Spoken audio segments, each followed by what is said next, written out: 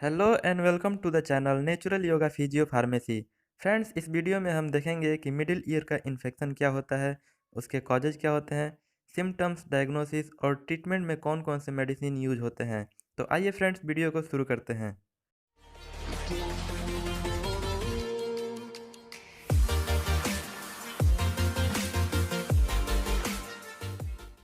कान मुख्यतः तीन भाग में डिवाइड होते हैं: इनर ईयर, मिडिल ईयर और आउटर ईयर।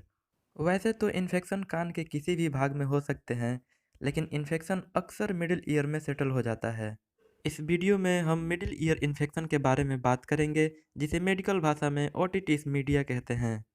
कान का इन्फेक्शन अक्सर बड़ों के अपेक्षा बच्चों में ज़्यादा आसानी से देखने को मिल जाता है, स्पेशली 6 महीने से 6 साल तक के बच्चों में। ऐसे बच्चे जिनमें कान का इन्फेक्शन 1 वर्ष से कम उम्र में हो जाता है, उनमें क्रोनिक ईयर इन्फेक्शन लंबे समय तक बना रहता है। 10 वर्ष तक के उम्र के बच्चों में एक बार ईयर इन्फेक्शन जरूर हो जाता है।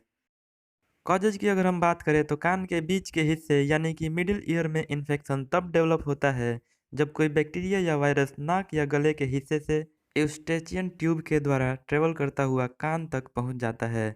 यूस्टेचियन ट्यूब नाक और गले को कान के बीच वाले हिस्से से जोड़ता है, इसलिए इन्फेक्शन मिडिल ईयर में ज़्यादा देखने को मिलता है। इसके अलावा मिडिल ईयर में इन्फेक्शन आउटर ईयर के इन्फेक्शन या फिर इंजरी के कारण हो सकता है। सिम्टम्स की अगर हम बात करें तो मिडिल ईयर में इन्फेक्शन के कारण कान में दर्द महसूस होता है। बच्चों में बुखार 105 डिग्री फ़ारेनहाइट और बड़ों में 102 डिग्री फ़ारेनहाइट हो सकता है, और साथ ही साथ लॉस ऑफ हियरिंग हो जाता है। इसके अलावा कुछ सेकेंडरी सिम्टम्स जैसे कि चक्कर आना, मितली, उल्टी और गले में संक्रमण आदि सिम्टम्स दिखाई देते हैं। इसके अलावा कान के अंदर देखने पर कान का पर्दा बाहर की ओर उभरा हुआ दिखाई देता है, जिसके कारण ब्लड या कोई पस बाहर निकलता रहता है।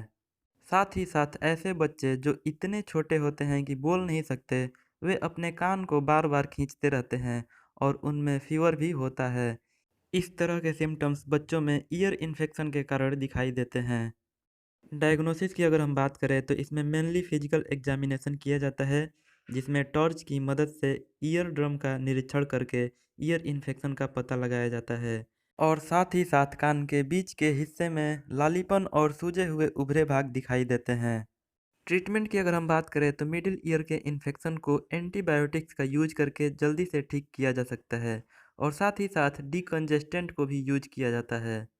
अगर कान के पर्दे में उभार है और दर्द बहुत ही ज़्यादा है, तो डॉक्टर ईयर ड्रम में स्मॉल कट करके प्रेशर को रिलीफ करता है, जिसे मायरिंगोटोमी कहते हैं। वैसे तो स्पेसिफिक एंटीबायोटिक को यूज करने से सर्जरी की ज़रूरत नहीं पड़ती है, लेकिन कुछ मामलों में संक्रमित टिश्यू को सर्जरी के द्वारा रिमूव करना पड़ता है।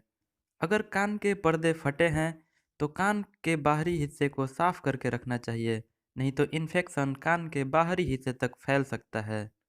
वैसे तो मिडिल ईयर इन्फेक्शन जल्दी से ठीक हो जाता है, लेकिन सीवियर केसेस में लगातार इन्फेक्शन रहने से सीरियस कॉम्प्लिकेशंस हो सकते हैं, जैसे कि टेम्पोरेरी या permanent loss of hearing, facial paralysis, brain abscess, meningitis, infection of mastoid और इनर ईयर में सेमी सर्कुलर कैनाल का इन्फेक्शन।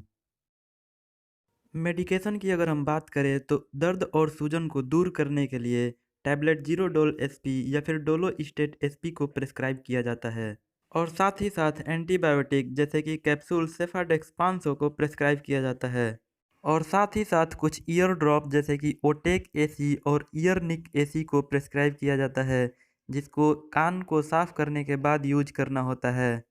अगर कान से मवाद या पस आ रहा हो तो पस को साफ करके उसके बाद ईयर ड्रॉप जेंटिसिन को यूज करना चाहिए। वीडियो कैसा लगा कमेंट करके बताएं। अच्छा लगा तो लाइक करें, सब्सक्राइब करें, शेयर करें।